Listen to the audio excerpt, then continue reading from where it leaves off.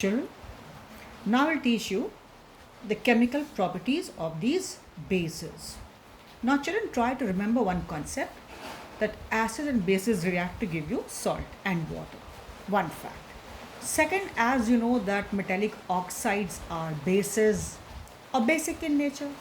Similarly, non-metallic oxides are acids, or say, better to say, acidic in nature. Okay? So one point, metallic oxides are basic in nature, we know.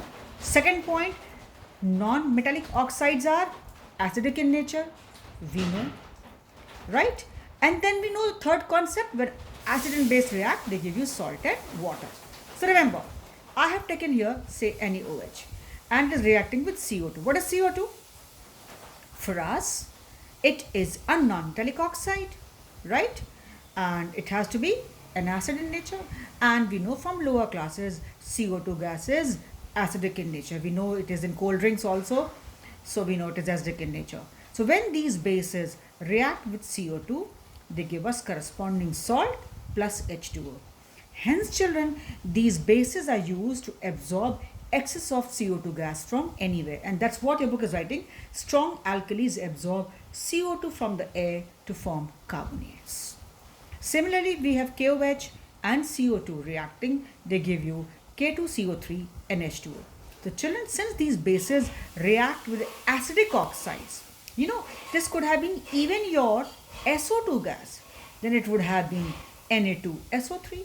So children, these bases are used there to absorb acidic gases or acidic substances from the system. So NaOH plus CO2 gives you Na2CO3. KOH plus CO2 gives you K2CO3. And I repeat, had it been SO2 or SO3, SO2 would have been SO3 here, likewise.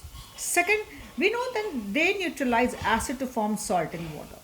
N number of reactions can be there. Take any base.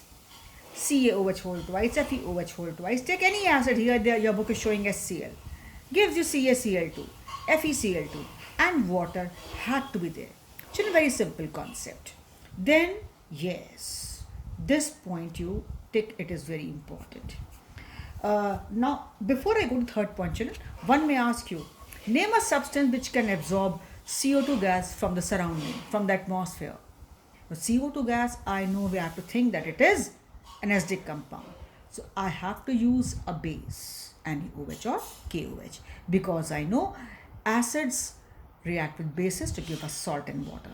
So when I say CO2 means for us it is an acidic compound, and they absorb CO2. That's how it is there, because they give us salt and water. It is there. Then any hydroxide, any acid HCl, whatever is there, you'll get corresponding salt CaCl2. Had it been H2SO4 would have been CaSO4, and likewise. Now third point, children, this is very, very important, but I think I will elaborate that later on. First, I should stop here. Let it not be a very long video in one go. So it's better if we have small ones, and that's better for us, all of us. So I stop here. One thing we have learned, that bases when react with acids or acidic oxides, they give us salt and water. Hence, NaOH and KOH can be used to absorb CO2 gas. We stop here.